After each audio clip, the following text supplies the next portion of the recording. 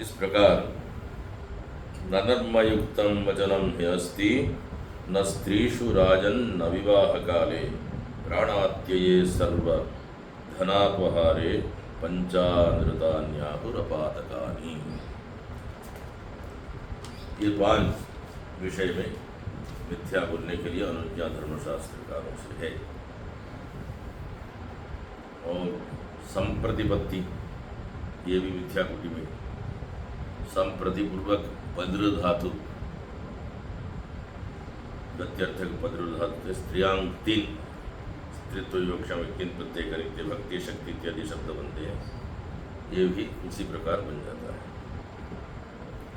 संप्रतिपत्ति नाम सम्यक प्रतिपत्ति प्रतिपत्ति ज्ञानम संप्रतिपत्ति प्रवृत्ति प्राणलभ्य गौरव प्राप्त पद प्राप्ति कर्तव्यता ज्ञान, इस अर्थ में यह शब्द प्रयोग होता है।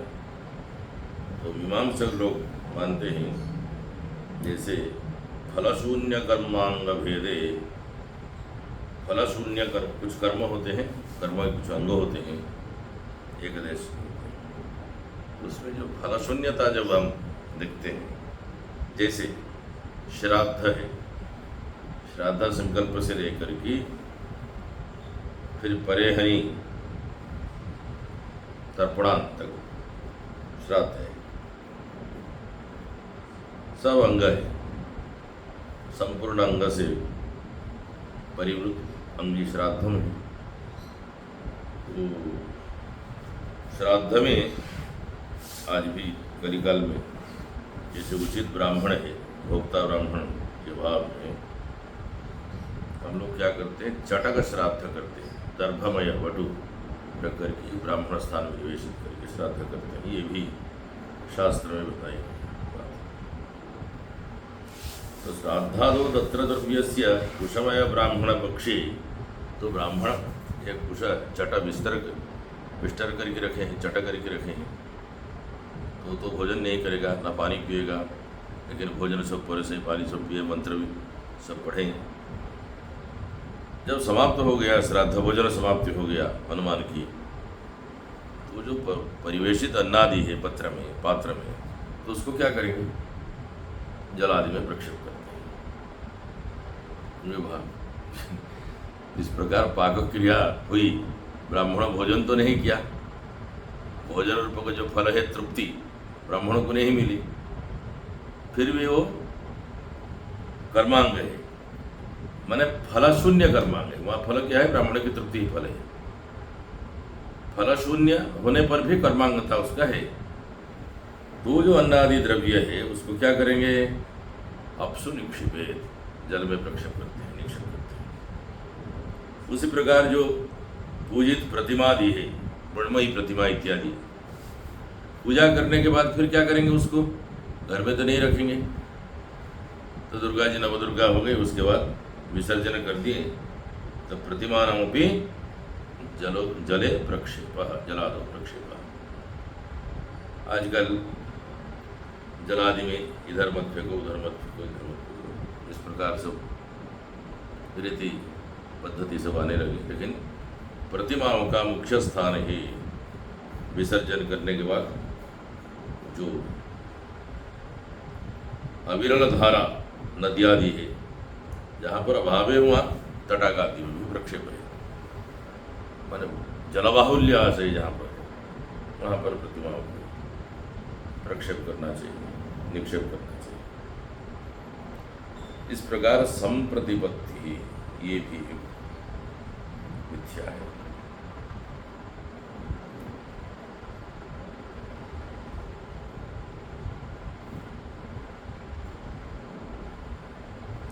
और अत्यवस्कंद भी एक प्रकार की मिथ्या है। अत्यवस्कंद धातु से करणार्थ में जब ल्युट करते हैं तब अत्यवस्कंदनम नाम अवगाहनम अवतरणम, अति स्कंद धातु से अनट प्रत्यय से भी ये निष्पन्न होता है, नाम आक्रमणम। आक्रमण के समय में भी मिथ्या प्रयोग किया जाता है। और प्रांग न्याय, प्रा आंग पूर्वक नी प्रापणे धातु से नी उपसर्ग पूर्वक आय धातु से घाय प्रत्यय करेंगे तो ये शब्द का भी निष्पत्ति हो जाएगा। आचारेणावसन्नोऽपि पुनर्लेखयते लेखयते यदि सोऽभिधेयोजितः पूर्वं प्राण्यायश्च स उच्यते। कि याज्ञवल्क्य स्मृति की मिताक्षरा टीका में ये सब स्पष्ट है। अर्थात एक अभियुक्त व्यक्ति है, अभियुक्तः एवं ब्रूयात्, अभियुक्त व्यक्ति, आरोपित व्यक्ति, दोषी व्यक्ति ये कहेगा कि अस्मिन् अर्थे अनेन अहम अभियुक्त। तो ये जो विषय चल रहा है, जो दोषी ठहरा गया है, इसको देवदत्त दोषी नहीं, हम यज्ञदत्त हूँ, इसके द्वारा हम दोषी हैं। अनेन अहम अभियुक्तः, स तो अभियुक्ता न तत्र च अयम व्यवहार मार्गेण पराजितः। तो ये जो दोषारोपित किया गया है, इसको वास्तविक के दोषी नहीं है, कुछ व्यवहार ऐसे इसके भाग्यवशात चला, लोगों ने इसको फंसा दिया कि दोषी होकर के समाज में दिखाई देता है, परिचित हुआ है, लेकिन इसके द्वारा वास्तविक दोषी हम हैं। इस प्रकार भी एक मिथ्या है, ये भी एक प्रकार की मिथ्या है। दूसरे को माने कुछ द्रव्यादि लेकर के अथवा उसका पक्ष लेकर के मिथ्या भाषण करना, इसको बोलते हैं प्रांगन्याय मिथ्या। और इस प्रकार षष्ठ श्लोक में महर्षि नारद कहते हैं कि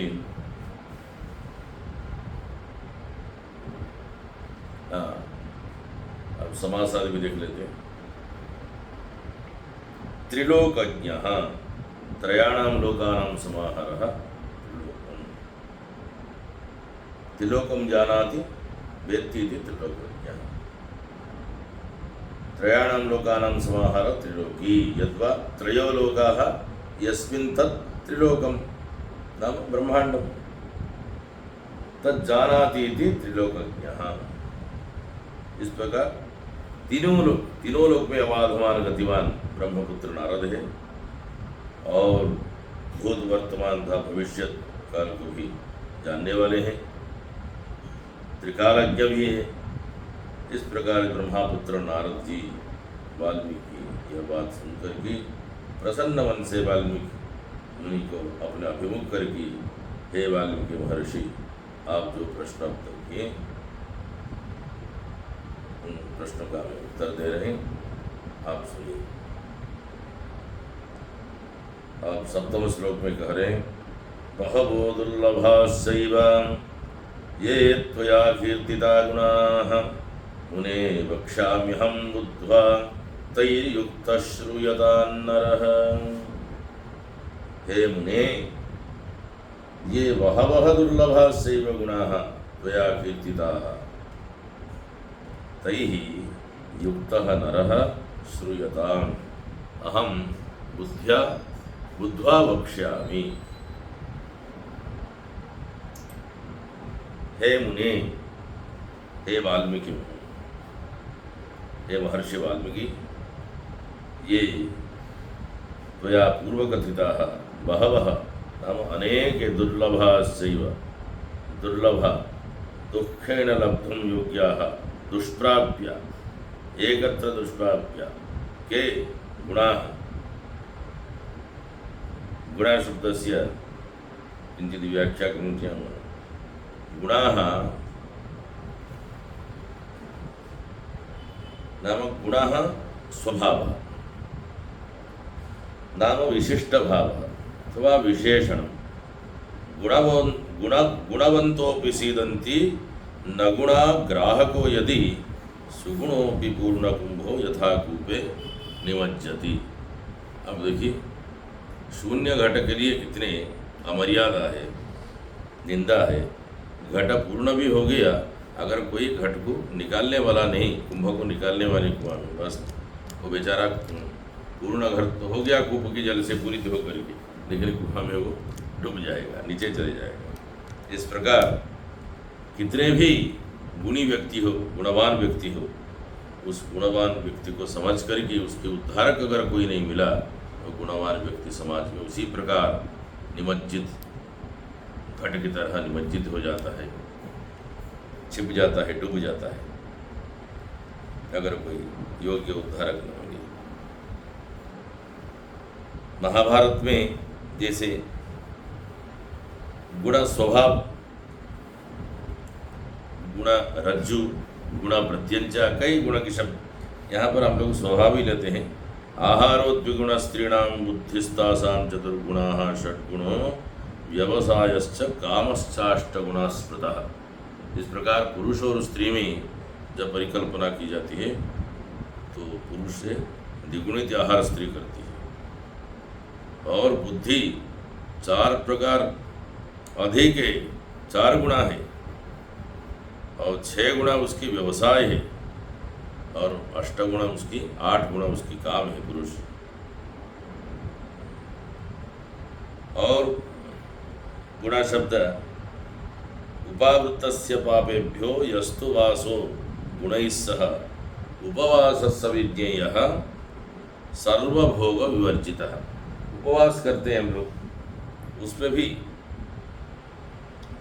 गुण के साथ, उपावृत्तस्य पापेभ्यः यस्तु वासो गुणैः सह उपवासस्य विज्ञेयः सर्वभोग विवर्जितः। अर्थात उपावृत्तस्य नाम निवृत्तस्य, केभ्यः पापेभ्यः, पापों से निवृत्ति पाने के लिए, पापकर्मभ्यः गुणाः सर्वभूतेषु दया, क्षांति, अनसूया, शौच, अनायास, मंगल, अकार्पण्य, स्पृहा, सर्वभोग विवर्जित, शास्त्रानुमत नृत्य गीतादि सुखरहित, ये थे गुणाः। और गुण शब्द का बहुविस्तर है।